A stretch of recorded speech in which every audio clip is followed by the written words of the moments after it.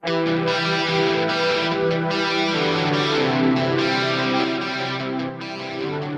back to the Fourth Way Podcast. Today we are continuing our series on the Sermon on the Mount.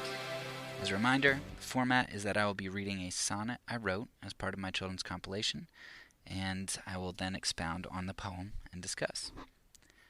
The third sonnet I wrote is represented by the gem Turquoise.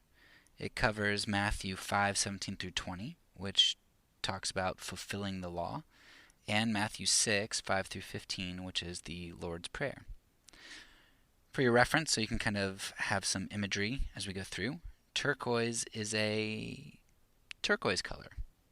Supposedly, it warned of impending danger by changing its color when enemies or threats were nearby. And it also supposedly imparted protection to its wearer.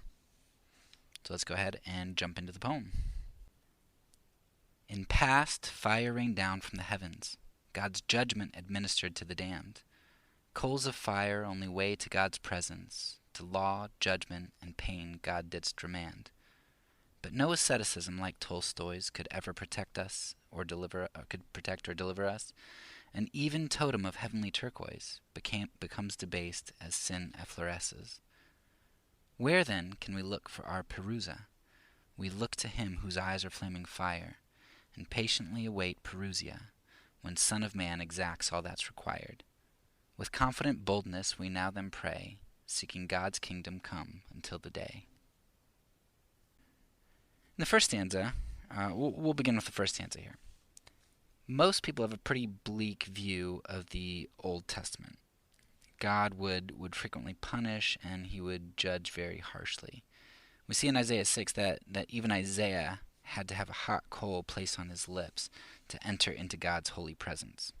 So in the first stanza, I set up kind of God's holiness and the danger that poses to us, and just how extremely holy and how, in contrast, extremely unholy we are.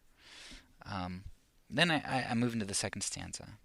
And when I wrote this poem, I hadn't really read Tolstoy before writing this.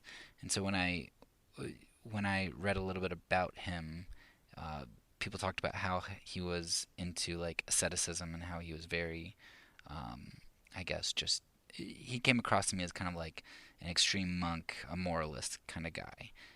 After listening to his book on Scribd, though, I have a newfound respect for him and actually really like him a lot. But anyway, just consider that he is an ascetic to a lot of people. So I mean to use him in order to say that even the most extreme human holiness can never protect us or deliver us from evil. God is extremely holy. We saw that in stanza 1, and now in stanza 2 we're realizing that he is so holy that there really is nothing to protect me from my own sin or his wrath or whatever you want to call it. And even spiritual totems, or turquoise, which promises to be a gem of protection, has no ultimate power. As all of us sin, debasing our souls, and our totems effloresces, which, if you look in this stanza, you'll see that I try to use a lot of chemistry sorts of terms. I think it's this stanza, right? Effloresces is a chemistry term, and I talk about how it debases, right? Bases is a chemistry term. Asceticism, right? It looks very much like acetic acid. So you just have all of these kind of like allusions to the chemistry that's going on here, and to the change.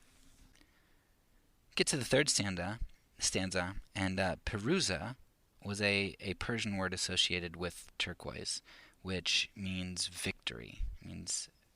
So if you have turquoise and it protects you, then you're more likely to get victory. They often wore it on weapons and armor. Our victory, however, doesn't come in totems or in a spiritual totem of asceticism or in physical weapons. It comes in the Son of Man, Jesus Christ, whose eyes are fire and sword comes out of his mouth. We patiently await the Parousia, a word which looks very similar to pirouzeh. Our victory comes with Christ at his coming, which is what Parousia means. So in the Parousia, there is pirouzeh, as not as our totems are destroyed, but as our ultimate victor, Jesus Christ, a living human being, is our hope and victory. It is because Jesus Christ was the true human and fulfilled God's law that we can have hope in his power. But he is not only our victory, he is our access to God. Because of Christ's intercession and incarnation, we have access to the throne of God. Thus, when he says to pray like him, we can, because we are his brothers and sisters, God's sons and daughters. As God reigned over Christ, so he reigns over us, and we acknowledge that in prayer, submit to that in our lives, and hope for that in our victory. This is the kingdom lived out today. That's all for now. So peace, and because I'm a pacifist, when I say it, I mean it.